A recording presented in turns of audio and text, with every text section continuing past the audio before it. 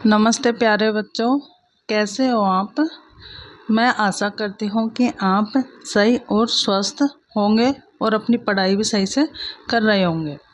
देखिए, आज हम पढ़ेंगे हमारी जो बुक है संसाधन एवं विकास भूगोल वाली, उसका अध्याय 2 है जिसका नाम है भूमि, मृदा, जल, प्राकृतिक वनस्पति और वन्य जीवन संसाधन। इसको हम देखिए पढ़ चुके थे और कुछ जो रह रहा है उसको आज पढ़ेंगे। एक बार देख लेते हैं हमने क्या क्या फर्स्ट पार्ट में पढ़ लिया था। देखिए, हमने भूमि, मृदा, जल, प्राकृतिक वनस्पति ये सब इसमें पढ़ना है। ठीक है, ये हमने पढ़ चुके हैं और कुछ अभी पढ़ना बाकी है। तो हम इसमें देखो भूमि के बारे में हम पढ़ चुके हैं। भूमि उपयोग पढ़ लिया था और भूमि उपयोग के 2 कारक पढ़ लिए थे। भौतिक कारक जिसमें स्थलाकृति, खनिज, जल, जलवायु और मृदा है, और मानवीय कारक पढ़ लिए थे, जनसंख्या और प्रौद्योगिकी। ठीक है, और स्वामित्व के आधार पर भूमि जो थे निजी और सामुदायिक भूमि, ये भी हमने पढ़ लिया था। निजी भूमि किसी व्यक्ति विशेष की, सामुदायिक भूमि जिसे हम साझा संपत्ति भी कहते हैं। ठीक है, और इसके उपयोग पढ़ लिए थे। और वर्तमान में भूमि निम्नीकरण के क्या क्या कारण हैं। ठीक है, जैसे भूस्खलन, मृदा अपरदन, खनन, अति पशुचारण, मरुस्थलीकरण, अति सिंचाई। और भूमि संरक्षण के उपाय भी हमने पढ़े थे। वन रोपण, भूमि उद्धार, रासायनिक कीटनाशक और उर्वरकों के प्रयोग पर रोक, अति पशुचारण पर रोक, ये सब हमने पढ़ लिए थे। मृदा पढ़ ली थी। ठीक है, मृदा का निर्माण कैसे होता है ये सब हमने देख लिया था। और अपक्षय जिसे हम ऋतुराज भी कहते हैं, ये सब पढ़ लिया था। मृदा पढ़ ली थी। मृदा निर्माण के कारक ये सब पढ़ लिए थे। मृदा का निम्नीकरण ये पढ़ लिया था और मृदा संरक्षण के उपाय भी हमने पढ़ लिए थे। देखिए, आज हम इतना हमने पढ़ लिया है और आज हम जल पढ़ेंगे। देखिए, अब हम जल पढ़ना स्टार्ट करते हैं। जल एक नवीकरणीय प्राकृतिक संसाधन है। भूपृष्ठ का 3/4 भाग जल से ढका है, इसलिए पृथ्वी को जल ग्रह कहा जाता है। क्योंकि जो हमारी पृथ्वी है उसका 3/4 भाग किससे ढका हुआ है? जल से। ठीक है, तो स्थल भाग कम है और जल की मात्रा ज़्यादा है। पृथ्वी का 71% भाग ये कैसे कैसे डिवाइड है? देखो, 97.5% जल जो है वो लवणीय जल है, खारा। ठीक है, महासागरों में पाया जाता है। 2.5% जल जो है वो फ्रेश वाटर है, शुद्ध पानी है, जिसका 2.5% का भी 70% बर्फ या हिमनद के रूप में पहाड़ों में जमा हुआ है और 30% जो पानी है वो नदियों, तालाबों और झीलों में है। अब हम पढ़ेंगे जल संकट। देखिए, हम ऐसे सोचते हैं कि हमारी पृथ्वी पर बहुत सारा पानी है, फिर भी जल संकट की समस्या का सामना क्यों करना पड़ता है? क्योंकि जो हम पानी यूज करते हैं वो उसकी मात्रा कम है, और जो पानी हम यूज़ नहीं कर सकते, जो महासागरों का पानी है, उसकी मात्रा ज़्यादा है। ठीक है, तो देखिए जल संकट एक क्षेत्र के अंतर्गत जल उपयोग की मांगों को पूरा करने हेतु उपलब्ध जल संसाधनों की कमी को ही जल संकट कहते हैं। ठीक है, जो जल की पूर्ति नहीं हो पा रही वो क्या? जल संकट। विश्व के सभी महाद्वीपों में रहने वाले 2.8 मिलियन लोग प्रत्येक वर्ष 1 महीने जल संकट से प्रभावित होते हैं। एशिया का मध्य पूर्व क्षेत्र, उत्तरी अफ्रीका के अधिकांश क्षेत्र, पाकिस्तान, तुर्की, अफगानिस्तान, स्पेन आदि देश में वर्ष 2040 तक जल तनाव की स्थिति की संभावना है। कब तक? 2040 तक। देश में वर्ष 1994 में 1994 में पानी की उपलब्धता प्रति व्यक्ति 6000 घन मीटर थी, जो वर्ष 2000 से में 2300 घन मीटर रह गई। वर्ष 2025 तक इसके और घटकर 1600 घन मीटर रह जाने का अनुमान है। ठीक है, तो जो पानी की उपलब्धता है वो हर वर्ष क्या होती जा रही है? कम होती जा रही है, घटती जा रही है। देखो, 1994 में 6000 घन मीटर है, 2000 में 2300 घन मीटर है, अब ये कह रहा है कि 2025 तक 1600 घन मीटर ही रह जाने का अनुमान है। तो पानी की समस्या बढ़ती जा रही है। जल संकट के परिणाम। ठीक है, तो जल संकट के क्या परिणाम होंगे? कानून व्यवस्था बिगड़ने के आसार, जैव विविधता की हानि, खाद्य असुरक्षा, जल संघर्ष और प्रवासन और आर्थिक अस्थिरता। ठीक है, तो ये परिणाम होंगे इसके, किसके? पानी की कमी के। अब पढ़ेंगे हम जल संरक्षण के प्रयास।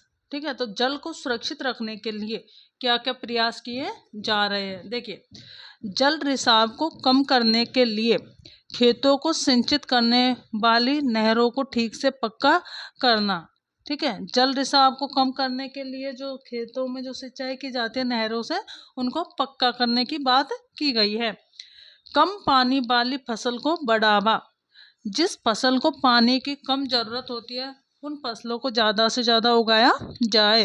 रेन वाटर हार्वेस्टिंग, पानी को, जो बरसात का पानी होता है इसको इकट्ठा किया जाए। ठीक है, वर्षा जल को सतह पर संग्रहित करने के लिए टैंकों, तालाबों, चेक डैमों की व्यवस्था। जो वर्षा का जल है जैसे अभी भी वर्षा हो रही है, तो क्या होता है इसमें कि जो बरसात का जल है उसको कोई टैंकों में या तालाबों में या चेक डैमों में इकट्ठा किया जाए। प्राकृतिक वनस्पति और वन्य जीव। ठीक है, प्राकृतिक वनस्पति जैव मंडल में पाई जाती है। स्थल मंडल, वायुमंडल और जल मंडल को मिलाकर ही जैव मंडल का निर्माण होता है। अब ये 4 मंडल है, स्थल मंडल, वायुमंडल और जल मंडल, ये तीनों होंगे तब जाकर ही जैव मंडल का निर्माण होता है। स्थल मंडल जो धरातल होता है जिसमें हम रहते हैं, वायुमंडल जिसमें बहुत सारी गैसें होती हैं, और जल मंडल जहाँ पर जल उपलब्ध है। ये तीनों मंडल जहाँ होंगे वहीं जैव मंडल का निर्माण होगा। और जैव मंडल में क्या होता है? जैव मंडल में जीवन पाया जाता है। पारितंत्र, सभी जीव परस्पर एक दूसरे पर निर्भर रहते हैं। पारितंत्र जो होता है उसमें सभी जीव क्या होते हैं? एक दूसरे पर निर्भर होते हैं। वनस्पति और वन्य जीवन बहुमूल्य संसाधन है। ठीक है, वनस्पति और वन्य जीवन बहुमूल्य संसाधन है। मधुमक्खी पारितंत्र में अपघटक के रूप में काम करती है। अपघटक के रूप में कौन काम करता है? मधुमक्खी। जो गिद्ध अपमार्जक का काम करता है, जो पर्यावरण का महत्वपूर्ण शोधक है। जो गिद्ध होता है अपमार्जक का काम करता है, यानी जो मरे हुए जानवर वगैरह होते हैं तो इनको गिद्ध खाते हैं, तो वो क्या करते हैं? वो अपमार्जक का काम करते हैं। ये पर्यावरण का महत्वपूर्ण शोधक है। प्राकृतिक वनस्पति का वितरण, वनस्पति की वृद्धि तापमान और आर्द्रता पर निर्भर करती है। भाई, किसी स्थान विशेष का क्षेत्र का वहाँ का तापमान कितना है और वहाँ की आर्द्रता किस प्रकार की है, तो उस पर वहाँ की वनस्पति निर्भर करती है। विश्व की वनस्पति को मुख्य रूप से 4 वर्गों में रखा जा सकता है। ठीक है, तो जो विश्व की जो वनस्पति है उसको मुख्य रूप से 4 वर्गों में रखा जा सकता है। 4 वर्ग है, देखो, वन, टुंड्रा, गुल्म और घास स्थल। वन, भारी वर्षा वाले क्षेत्रों में विशाल वृक्ष पाए जाते हैं। ठीक है, तो यहाँ पर वन कहाँ पाए जाते हैं? भारी वर्षा वाले क्षेत्रों में। अब यहाँ पर जो वन होंगे वहाँ पर ज़्यादा वर्षा होगी और ज़्यादा आर्द्रता रहेगी। ठीक है, जो हम पढ़ते हैं भूमध्य रेखा, या जिसको विषुवत रेखा भी बोलते हैं, तो वहाँ पर क्या होती है? बहुत ज़्यादा वर्षा होती है और ज़्यादा आर्द्रता रहती है। जो अमेजोन के जंगल है वो इसी भूमध्य रेखा के आसपास है, इसलिए वहाँ पर बहुत ज़्यादा घने जंगल है, ताकि सूर्य का प्रकाश भी वहाँ पर नहीं पहुँच पाता है। दूसरी वनस्पति होती है टुंड्रा। टुंड्रा जो होती है ये ध्रुवीय प्रदेशों की वनस्पति है, जहाँ पर बर्फ जमी रहती है हमेशा। जो ध्रुवीय प्रदेश है वहाँ की वनस्पति है। यहाँ की वनस्पति में मॉस और लाइकेन पाए जाते हैं। गुल्म कम वर्षा वाले क्षेत्र में शुष्क प्रदेश में होते हैं।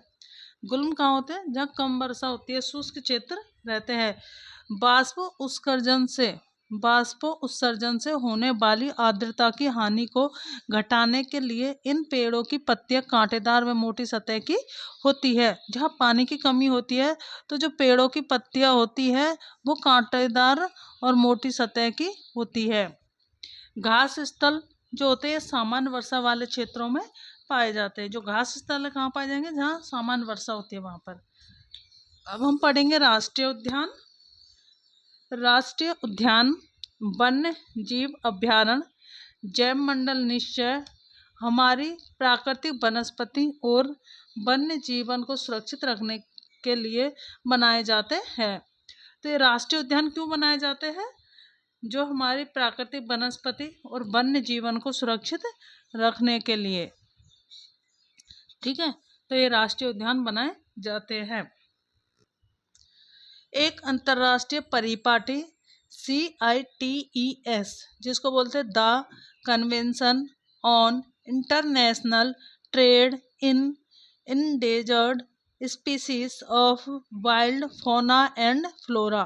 ठीक है, इसको हम शॉर्ट फॉर्म में फोना एंड फ्लोरा भी बोल सकते हैं, कि स्थापना की गई थी।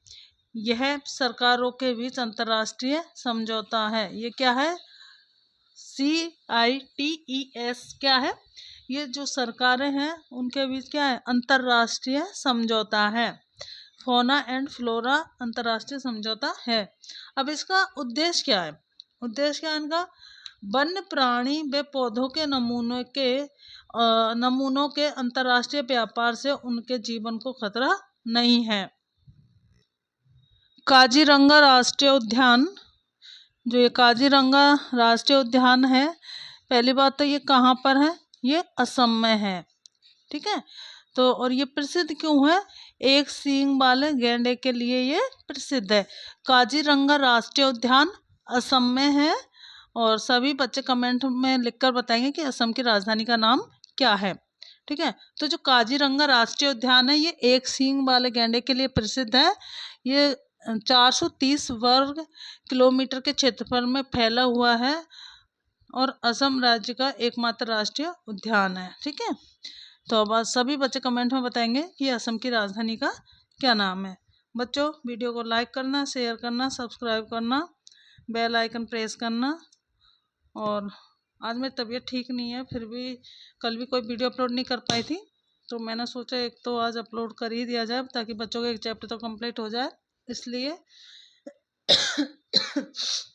तो सभी को धन्यवाद।